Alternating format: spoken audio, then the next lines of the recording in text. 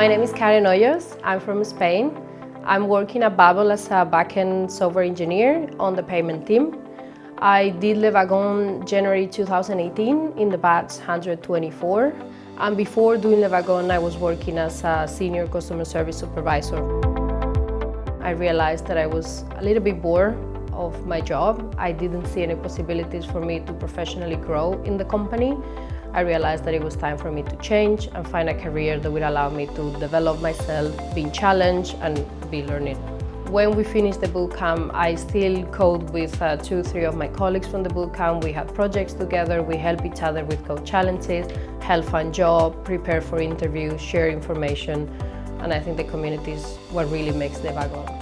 So something that we talk about a lot in tech is the lack of diversity in this field, and it is true that we try, me personally as well, to push more and more women to go into coding.